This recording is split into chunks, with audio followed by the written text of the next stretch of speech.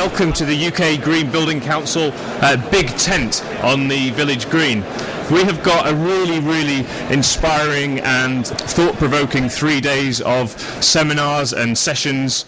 I have to say, being from America, I'm used to things being big, but wow, I was just overwhelmed by the sheer size of Ecobuild.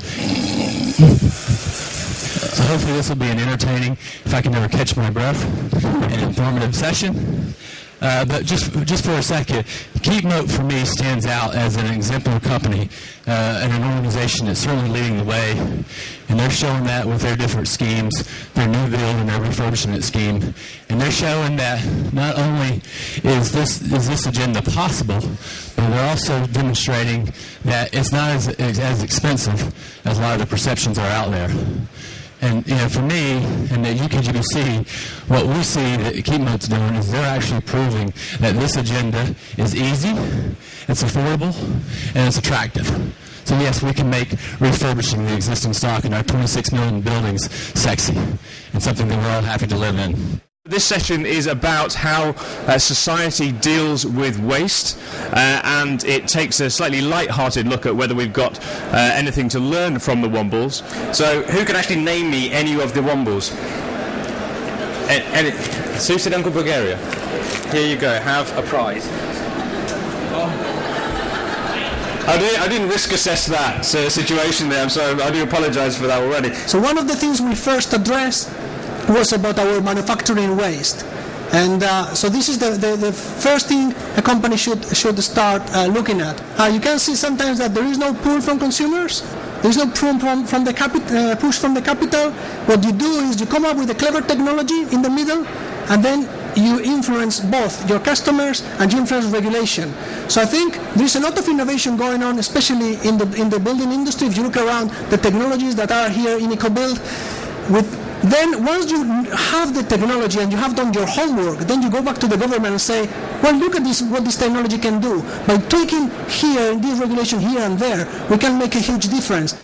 What we've seen is that biomimicry can inspire things at all scales, from land restoration projects to eco-cities fit for the ecological age, a major public building, highly efficient products.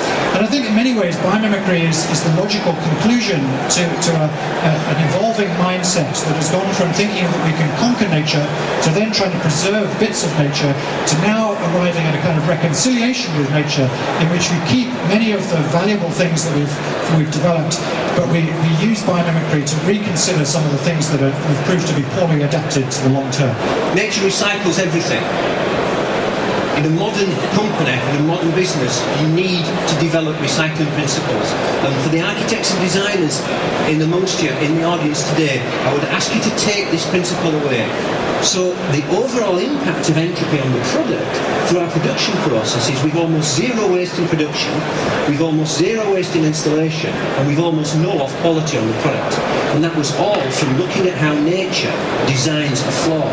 And entropy and the other random products that we have globally now are our best-selling product ranges, and it's now becoming the standard, particularly in UK in architecture. It's becoming the standard. At the UK-GBC, we believe there are 3 simple ingredients for a high-value, low-carbon built environment. And they're: 1, it's leadership, and this is about advocacy. This is about having the courage to lead and to make the bold decisions. It's about having an integrated plan. It's a government and industry plan that's collaborating to decarbonize the economy and stimulate growth in a profitable way, and a plan that embeds whole life costing. It's about common tools and methodologies that are fit to do this job. And that's what you're going to hear today from our panelists. One of the things we're challenged with is, are we fit for purpose as an industry? And that's something that, well, are we? Well, I think in parts we are. But I think what Paul Morell is challenging us to be is to be holistically fit for the purpose of what's ahead. And what's ahead on the government side is obviously more for less, as every customer is looking for. 10% cheaper next year, and the quality better, and the performance better, etc. What would I leave you with? I would leave you with the fact is I think the private sector can take a lead in this area. I think we've got a real opportunity to influence customers to think about whole life and not just about capital cost and worry about OPEX later. And we're going to really get customers thinking about whole life. But for us, it's a business imperative, because for us, not only CSR and the bottom line and the environment, but effectively this is about the sustainability of business as a whole and our business. And we need to be on this agenda to improve our bottom line and to keep going and to keep our business sustainable for the future.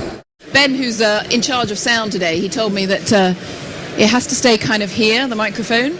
He said if it doesn't stay here, it picks up all the heavy breathing. I thought, what does he think we're going to be talking about?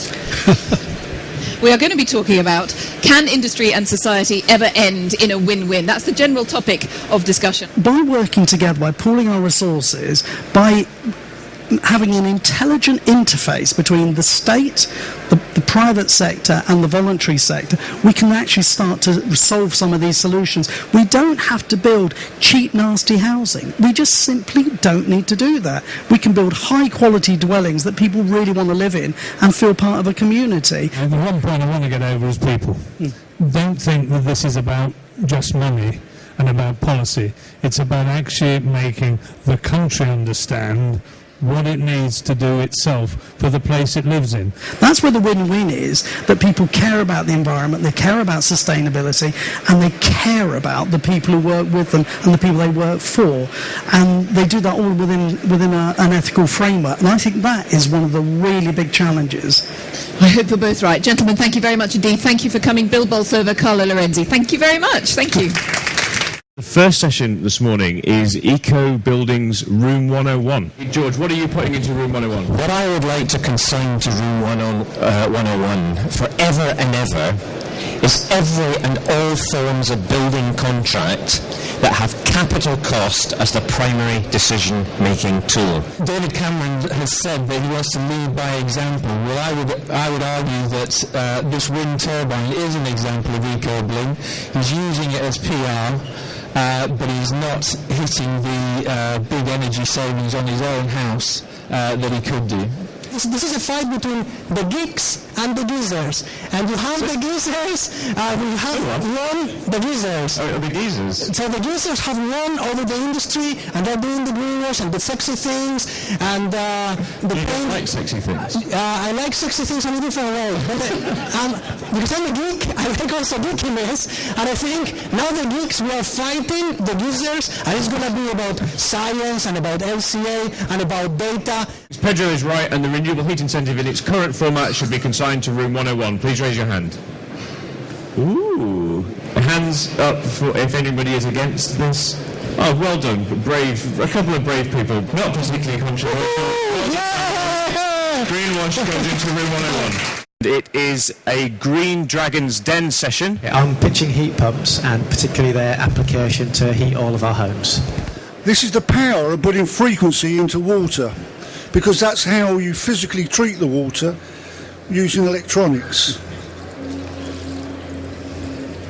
Do you think consumers would actually pay that level of money? They are.